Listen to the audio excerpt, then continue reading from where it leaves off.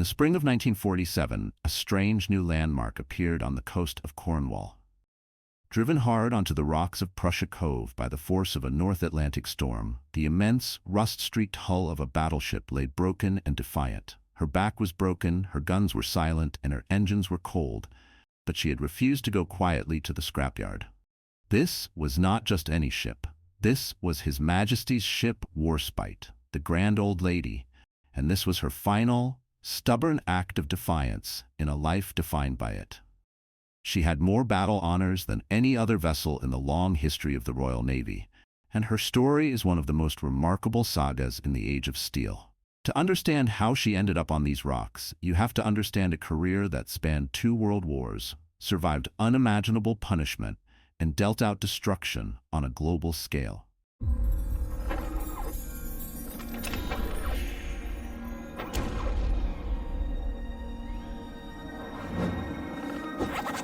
As the second decade of the 20th century dawned, the world's great powers were locked in a frantic naval arms race.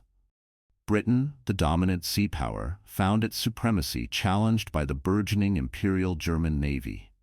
The currency of this power struggle was the Dreadnought, a new breed of battleship that had made all others obsolete.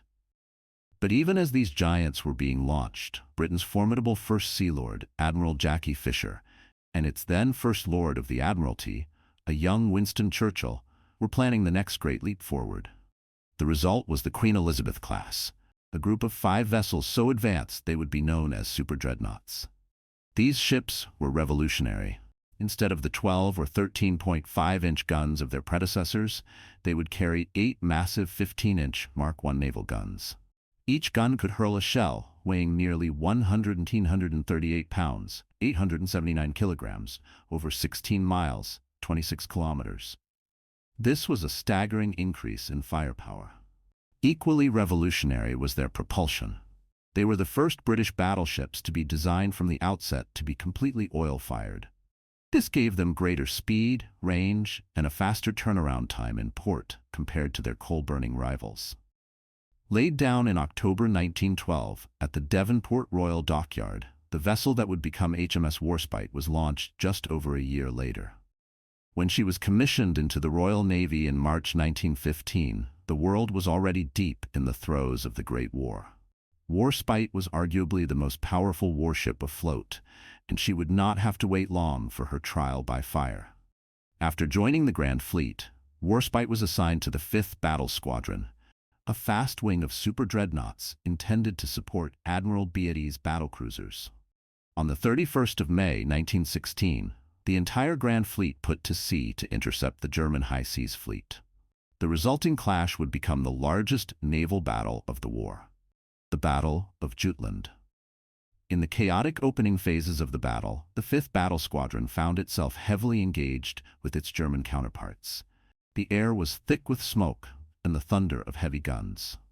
During a turn to get into position, a signaling error left Warspite on a course that brought her closer to the German lines. Suddenly, her helm jammed. As the rest of the squadron steamed away, Warspite was trapped, carving 2 huge, slow circles directly in front of the entire German fleet.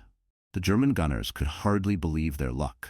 Almost every capital ship in the High Seas Fleet took the opportunity to pour fire into the crippled, circling British battleship.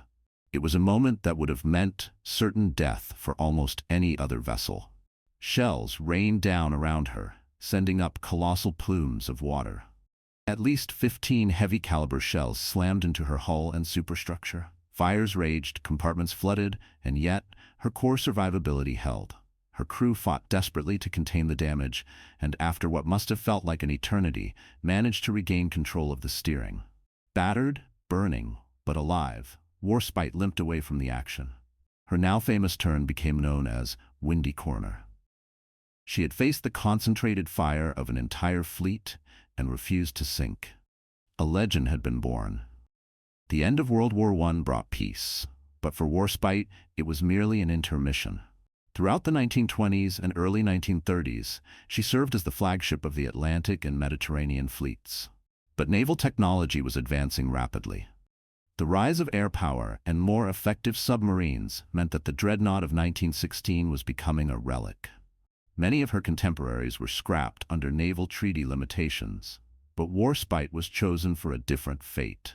Between 1934 and 1937, she underwent a massive reconstruction that would cost nearly £2.5 million, more than her original construction price. This was no simple refit. It was a complete rebirth. Her old, bulky superstructure was torn down and replaced with a modern, block-like tower bridge that sailors would nickname the Queen Anne's Mansion. Her anti-aircraft defenses were dramatically improved with new high-angle guns and pom-pom mounts. Over 1,100 tons of extra armor were added to her decks to protect against plunging shells and aerial bombs. Her machinery was completely replaced with new, more efficient boilers and turbines. While this didn't increase her top speed, it significantly improved her endurance and operational efficiency. When she emerged from the dockyard in 1937, she looked like a completely new ship. She was a veteran of the last war, now perfectly equipped to fight the next one. When World War II broke out in 1939, the grand old lady was ready. Her first major action came in the spring of 1940 during the desperate Norwegian campaign. A group of 10 large German destroyers had seized the strategic port of Narvik, deep within the Arctic Circle. A first British attempt to dislodge them had been a bloody failure. The Admiralty needed to send a powerful message, and they sent Warspite. On April 13, 1940, in an act of incredible audacity, the 25-year-old battleship led a flotilla of 9 British destroyers into the narrow, treacherous confines of a fjord. This was no place for a capital ship, with sheer cliffs on either side limiting maneuverability and creating the perfect conditions for a submarine ambush. As they advanced, Warspite launched her secret weapon, a single Fairey swordfish floatplane. The biplane soared ahead, acting as the battleship's eyes, spotting German positions and relaying targeting information back to the ship. The swordfish even got in on the action itself, dropping bombs that sank the German U-boat U-64, a rare case of a battleship's own aircraft sinking a submarine. Guided by her scout plane, Warspite's 15-inch guns began to speak. The sound echoed like the cracking of doom through the fjords. The German destroyers, low on fuel and ammunition from their previous battle, were completely outmatched. One by one, they were systematically hunted down and destroyed by the combined firepower of Warspite and her escorts. By the end of the day, all 10 German destroyers were either sunk or scuttled by their own crews. The Second Battle of Narvik was an overwhelming victory and a huge morale boost for the Allies. The grand old lady had proven she could still lead the charge. From the cold of the Arctic, Warspite was sent to the heat of the Mediterranean, where she would become the flagship of the Mediterranean Fleet under Admiral Andrew Cunningham.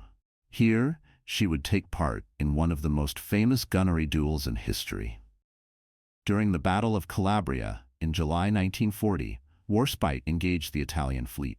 Spotting the Italian flagship, the battleship Giulio Cesare, her gunnery officer ordered a salvo. At the astonishing range of approximately 15 miles, 24 kilometers, a single 15-inch shell from Warspite's guns arced across the sky. It struck the Italian battleship, causing serious damage and slowing the vessel. This remains one of the longest-range naval gunnery hits from a moving ship on a moving target in history. The Italian fleet, unnerved, turned away and fled. Her next great moment came in March 1941 at the Battle of Cape Matapan. Using newly installed radar, the British fleet located an Italian cruiser squadron in the dead of night. Warspite, along with her sisters Valiant and Barham, crept up on the unsuspecting Italians. At a brutally close range of just 30,800 yards, 30,500 meters, the battleship switched on their searchlights and opened fire simultaneously. The result was pure annihilation. In less than 5 minutes, the Italian heavy cruisers Fiume and Zara were turned into blazing wrecks, and 2 destroyers were also sunk. It was a devastatingly one-sided victory, masterfully executed with Warspite at its heart. But the Mediterranean was also home to a new, deadly threat: German air power. During the Battle of Crete in May 1941, Warspite was tasked with providing anti-aircraft cover for troop transports evacuating Allied soldiers. She came under relentless attack from Luftwaffe dive bombers. despite her enhanced anti-aircraft battery, a 500-pound, 227-kilogram bomb found its mark. It smashed through her decks, killing 42 sailors and causing severe damage. Her career was once again hanging by a thread. Badly wounded, she withdrew from the battle and began a long, arduous journey to the United States for major repairs at the Puget Sound Navy Yard in Bremerton, Washington, as British yards were full. After months of work, a restored Warspite returned to the war in early 1943, this time in the Indian Ocean. But her destiny lay back in the Mediterranean. By September 1943, she was providing gunfire support for the Allied landings at Salerno, Italy. The Allied bridgehead was in a precarious position, and the thunderous salvos from Warspite's guns were critical in breaking up German counterattacks. The Germans, however, were about to unveil a terrifying new weapon. On September 16th, while steaming off the coast, Warspite was targeted by Luftwaffe bombers carrying the Fritz X, the world's first operational precision-guided anti-ship glide bomb. From high altitude, the Dornier bomber released 3 of the radio-controlled bombs. The crew of the Warspite watched helplessly as the weapons glided towards them. One was a near miss, but the other 2 scored direct hits. One bomb struck near her funnel, tore through all 6 of her decks, and punched a 20-foot, 6-meter hole in the bottom of her hull before exploding. The force of the underwater blast was catastrophic, ripping a massive hole in the ship's bottom. All steam was lost, and the ship was left dead in the water, with over 5,000 tons of water pouring in. She was grievously wounded, powerless and utterly helpless. Many believed this was finally the end. But the grand old lady was not done yet. Tugs reached her, and the slow, perilous tow to Malta began, a journey of over 400 miles, 640 kilometers. She survived the tow, was patched up, and then towed again, this time to Gibraltar. And finally, all the way back to Rosyth in Scotland for extensive repairs. The damage was so severe that she would never be fully whole again. Her X-turret, one of her 4 main gun emplacements, could not be properly repaired and was left inoperable. Even in this diminished state, her war was not over. In June 1944, as the Allies prepared for the largest amphibious invasion in history, there was a job that only a veteran like Warspite could do. On D-Day, June 6th, she was part of the immense naval force supporting the landings in Normandy. Despite having only 6 of her 8 big guns in working order, she unleashed a furious bombardment on German fortifications overlooking Gold Beach, helping to clear the way for the landing troops. Her career seemed to be bookended by legendary bombardments. But in a final stroke of irony, on her way to be rearmed, she struck a magnetic mine, causing yet more damage that required another trip to the repair yard. She returned one last time. In late 1944, she supported Allied operations by bombarding German positions at Brest, Le Havre, and finally during the amphibious assault on the island of Walcheren. On the 1st of November 1944, her 15-inch guns fired their last angry salvo of the war. Her fighting days were over. She had served for 30 years, fought in 2 world wars, and had been present at nearly every major European naval theater. After the war, she was unceremoniously decommissioned in 1945. A public campaign was launched to preserve her as a museum ship, a testament to her incredible service, but in the harsh economic reality of post-war Britain, the cost was deemed too great. In 1947, she was sold for scrap. But Warspite had one last surprise in store.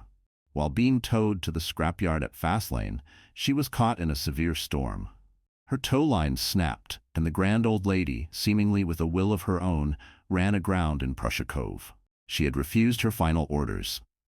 For years, salvage crews worked to break her up where she lay, a task made incredibly difficult by the ship's rugged construction and her awkward position on the rocks. It wasn't until 1955 that the last pieces of her hull were finally removed. She had fought to the very end. HMS Warspite earned 15 battle honors for her service, a record for an individual ship in the Royal Navy that remains unbeaten. She was a ship that embodied the spirit of endurance. From the shellfire of Jutland to the guided bombs of Salerno, she absorbed catastrophic damage and came back fighting. She was a constant, a symbol of Britain's naval resolve through the darkest moments of the 20th century. She was more than just steel and steam.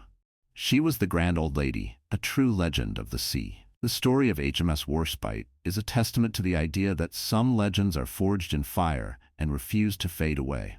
Her legacy isn't just in her battle honors, but in the sheer stubborn will to survive and fight another day. We want to hear from you. What piece of military history, legendary machine, or untold story should we investigate next? Let us know in the comments. Your idea could be our next feature. And if you believe that stories like this deserve to be told, make sure you are subscribed so you don't miss the next deep dive into the annals of military history. Your support keeps the channel steaming ahead.